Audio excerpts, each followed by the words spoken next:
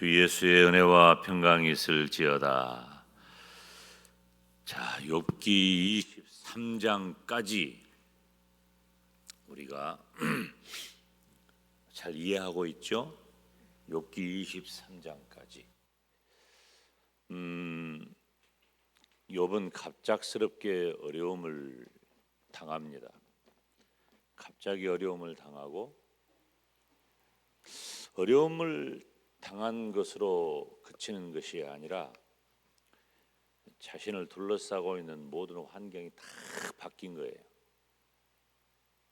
당황스러운 정도가 아니고 비참하고 엄청난 고통을 만나게 됩니다. 한 치 앞도 내다볼 수 없어요. 예측할 수가 없어요. 그런데 그 욥이 23장에 이르러서 이렇게 고백을 합니다. 내가 가는 길 그가 아시나니.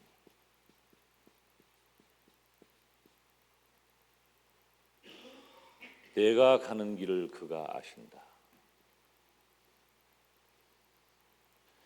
지금 욥기서 23장 10절은 욥의 위대한 고백입니다.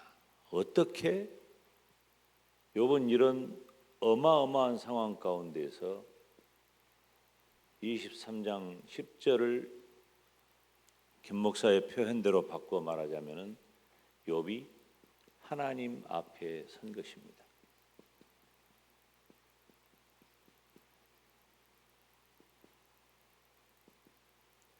지금 욥의 형편이 시편 욥기서 23장 10절 이전에는 예기치 못한 고통, 좌절, 슬픔, 경악,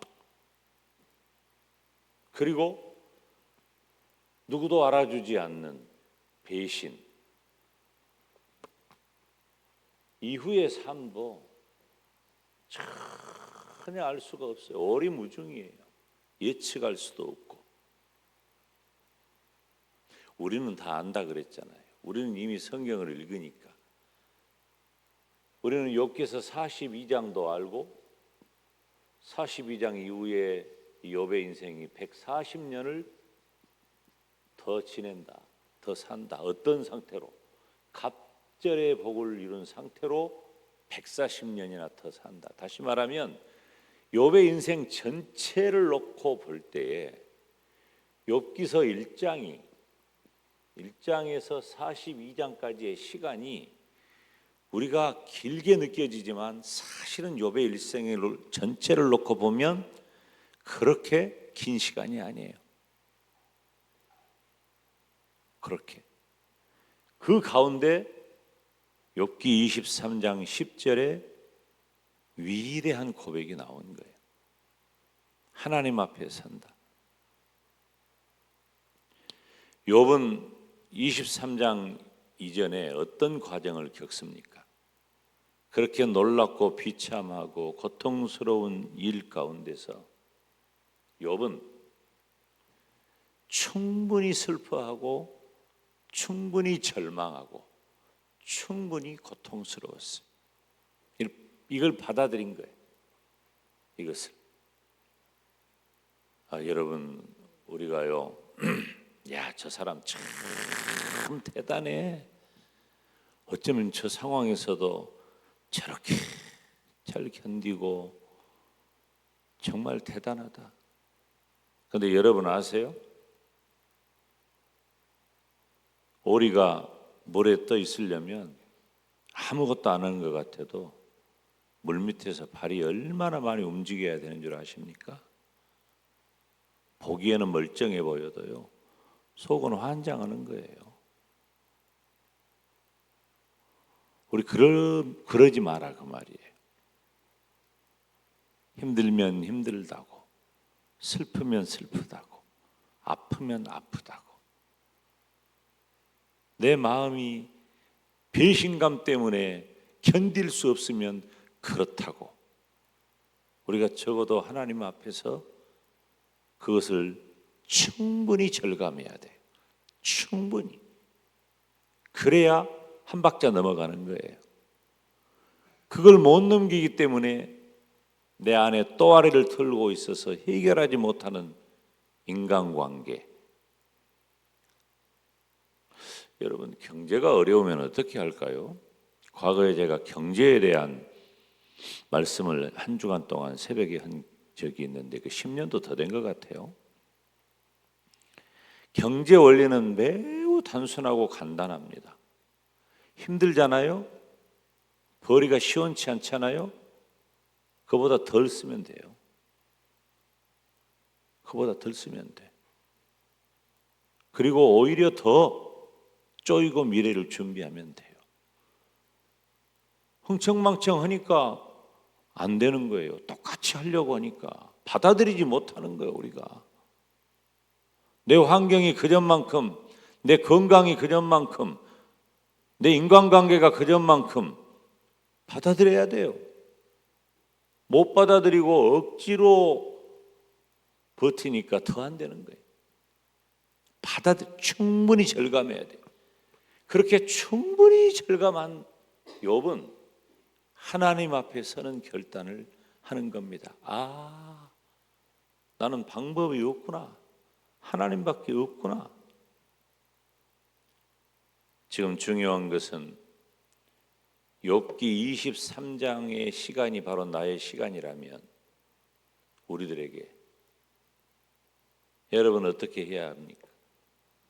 하나님은 나를 알고 계시고 하나님은 나를 기다리고 계신다는 거예요. 우리에게 다시 한번 우리 하나님을 붙잡는 기회가 지금 이 시간에 주어진 줄로 믿습니다. 그리고 이건 다른 이야기가 아니에요. 이거 누구 얘기입니까? 욥의 이야기는 바로 나의 이야기예요. 나. 항상 이것이 중요하다니까요. 항상 하나님의 말씀을 대할 때의 나의 가장 중요한 태도는 이것은 어떤 역사 얘기가 아니에요. 재밌는 얘기가 아니에요. 좋은 정보가 아니에요. 이것은 나를 향하신 하나님의 의도, 나를 향하신 하나님의 말씀이란 말이에요. 그것을 내가 받아들여야 돼.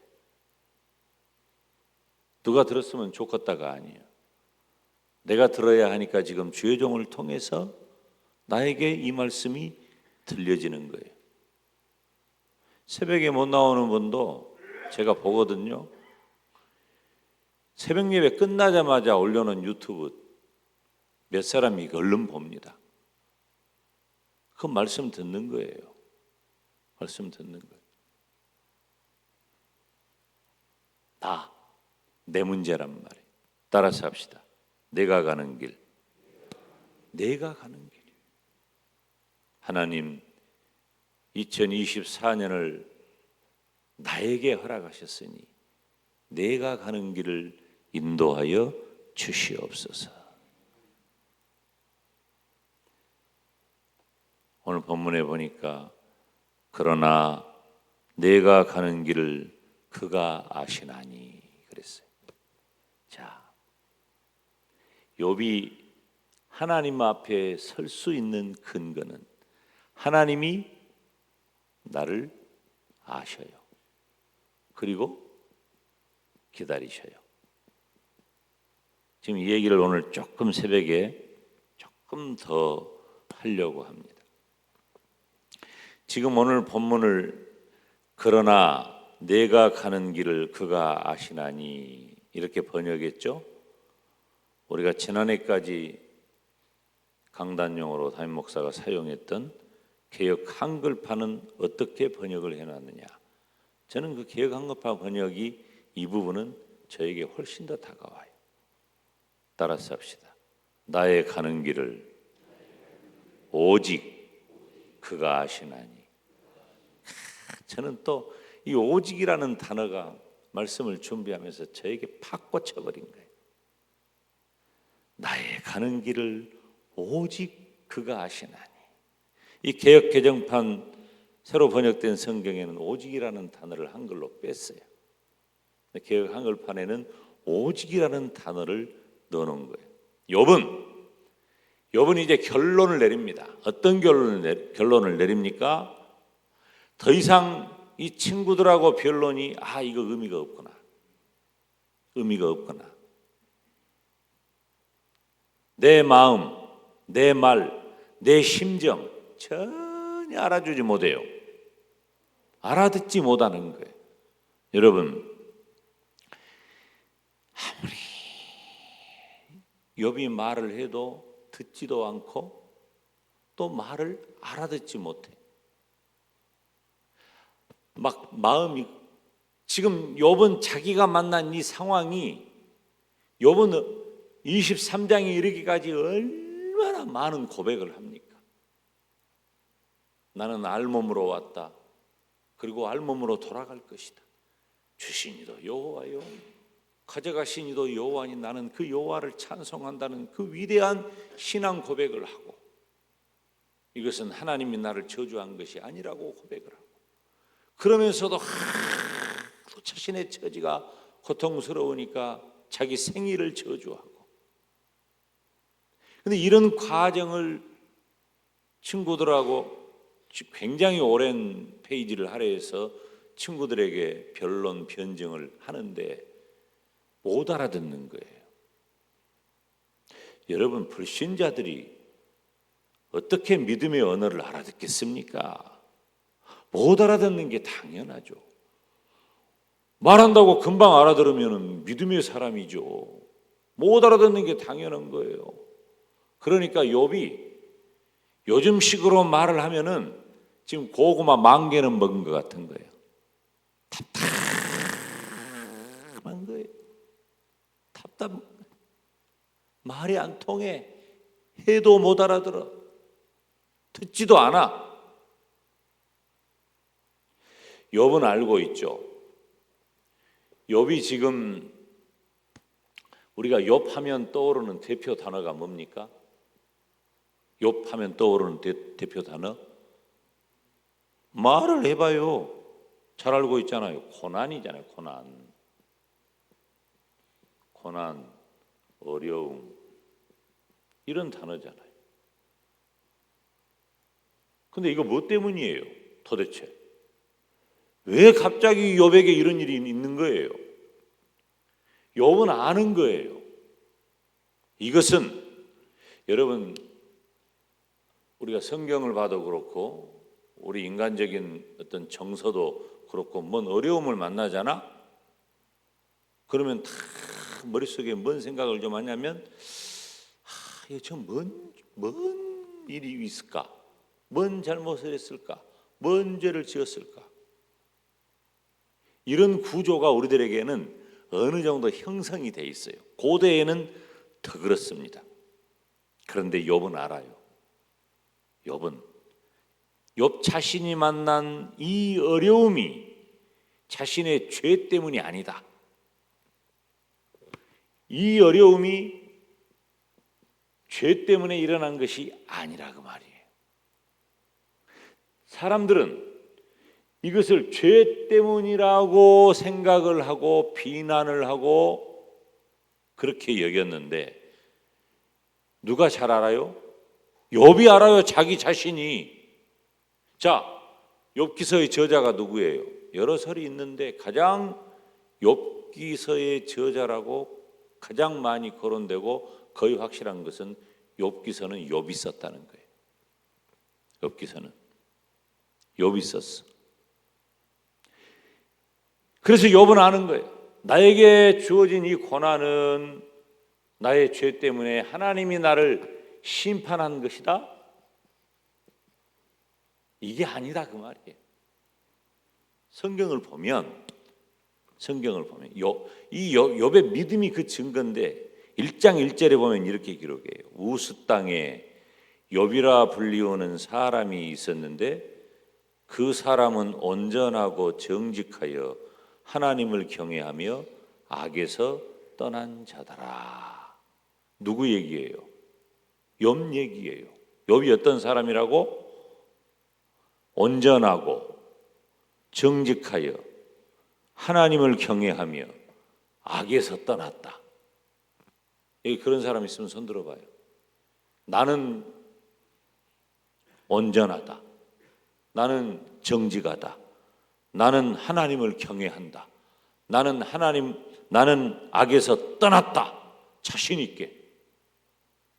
머뭇머뭇거려지죠. 뭐 좀 겸손한 마음도 있고, 실제로 큰 잘못은 없어도 그냥 겸손한 마음에 선뜻 내가 나는 그냥 온전하고 정직하고 하나님 경외하고 악에서 떠났습니다. 이렇게 자신 있게 말하기는 좀 쑥스럽기도 하니까. 그런데 욥은 그렇게 말해버린 거예요. 나는 온전하고 정직하고 하나님을 경외하고 악에서 떠났다. 욥 스스로가, 욥기서는 욥이 기록했으니까 욥 스스로가 그렇게 한 거예요. 이 욥기의 저자가 욥이라고 보는 것이 타당하다면 스스로 자신의 믿음과 인격을 욥은 아는 거예요. 이건 교만한 게 아니에요. 잘 알고 있는 거예요. 1장 8절 말씀을 보면 또 이렇게 기록해요. 여호와께서 사탄에게 이르시되 네가 내 종 욥을 주의하여 보았느냐?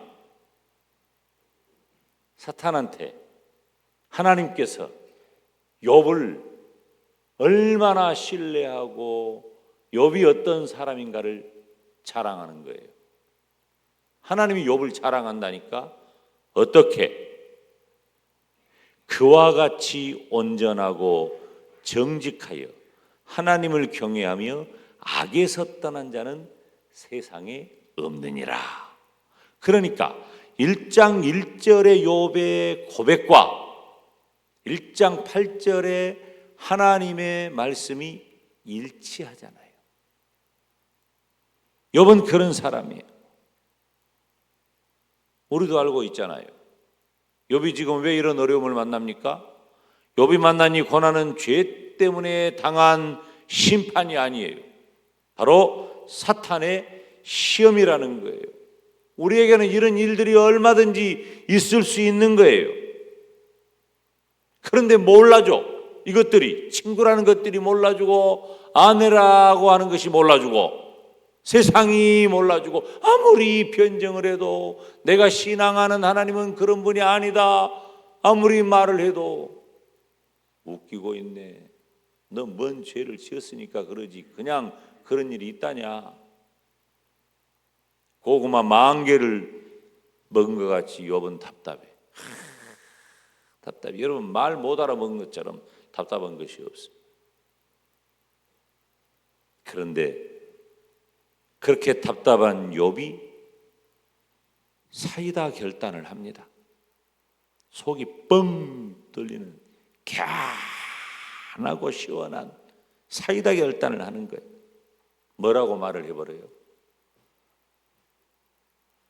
나의 가는 길을 그가 아시나니.